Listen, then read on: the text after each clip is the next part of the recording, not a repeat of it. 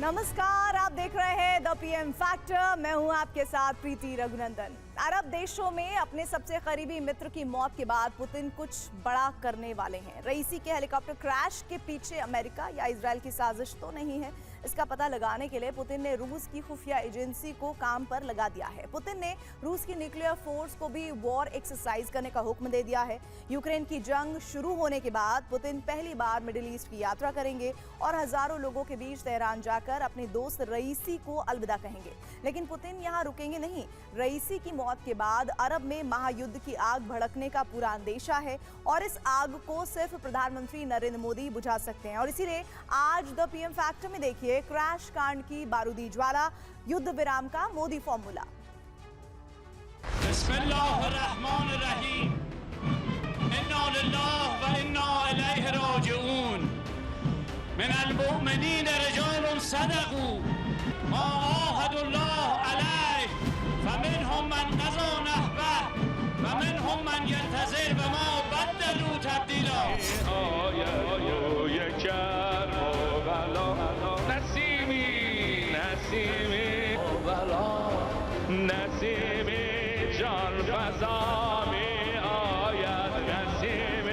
That said, we regret any loss of life. We don't want to see anyone die in a helicopter crash.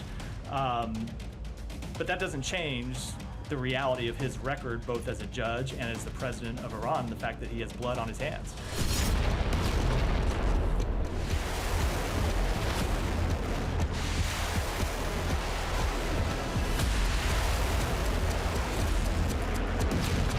We continue to monitor the situation, but we don't have any insights into the cause of the accident.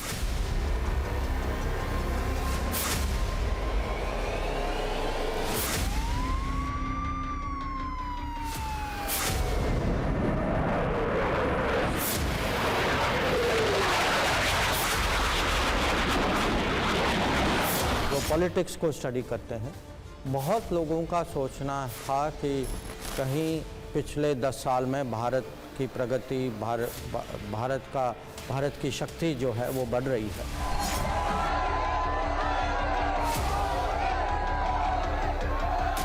आज जो मोदी जी की जो खुद व्यक्तिगत छवि जो है वो एक किस्म से इंडिया का इमेज भी बन चुका है।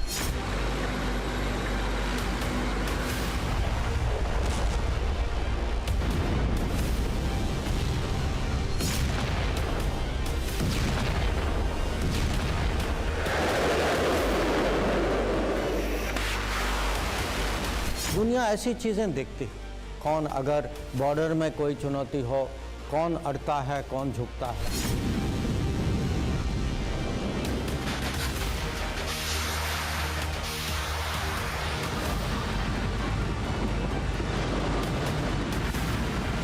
इसमें बहुत सारे देश जो हैं ये चिंतित थे, तो उन्होंने भी हमको अप्रोच किया और कहा कि अगर आप जो हैं सलाह दे सकते हैं, आपके सलाह, क्योंकि मोदी जी जो हैं अगर कुछ कहते हैं तो लोग उसको रेस्पेक्ट करते हैं।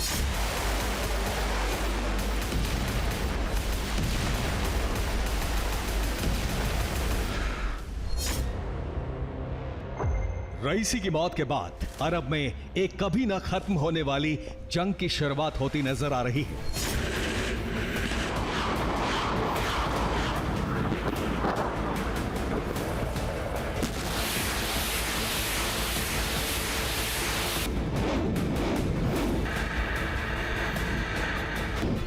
ईरान के राष्ट्रपति की मौत से अरब में आए भूचाल में पुतिन की पूरी तरह एंट्री भी हो गई है।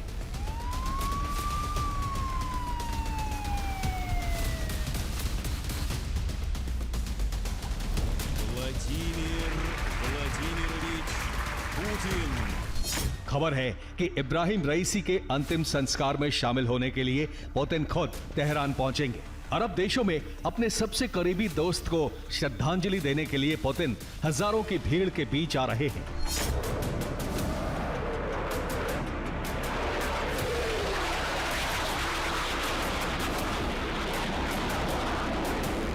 नेटो के तमाम प्रतिबंधों से बेफिक्र पुतिन रूस के फाइटर जेट्स के साथ ईरान पहुंचेंगे। पुतिन के प्लेन को रूस के कम से कम 4 सुखोई 35 फाइटर जेट एस्कॉर्ट करेंगे।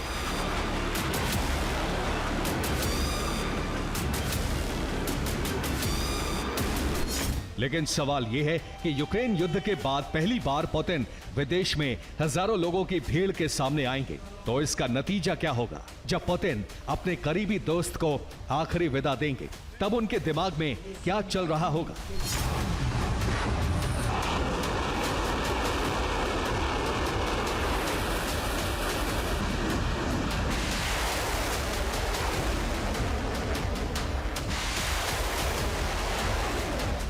तेहरान में पुतिन सिर्फ इब्राहिम रईसी को श्रद्धांजलि देने ही नहीं आएंगे। पुतिन इब्राहिम रईसी की मौत का बदला लेने की तैयारी के साथ ईरान पहुंचेंगे।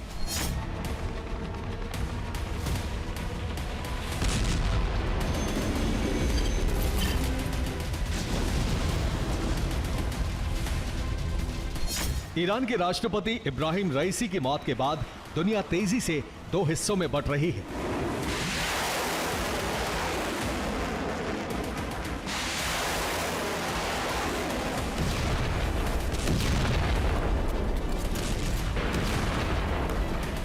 एक तरफ पुतिन रईसी के अंतिम संस्कार में शामिल होने के लिए ईरान जाएंगे, तो दूसरी तरफ ब्रिटेन और अमेरिका ने रईसी के निधन पर शोक नहीं मनाने का निर्णय लिया है। अमेरिकी विदेश मंत्रालय के प्रवक्ता मैथ्यू मिलर ने ईरान के राष्ट्रपति को श्रद्धांजलि देने की जगह कहा कि उनके हाथ खून से रंगे थे। एक तरफ रूस ने रईसी के हेलीकॉप्टर क्रैश की घटना की जांच शुरू कर दी है, दूसरी तरफ अमेरिकी रक्षा मंत्री लॉयड ऑस्टिन ने कहा है कि रईसी के हेलीकॉप्टर क्रैश की घटना से अमेरिका का कोई लेना देना नहीं है।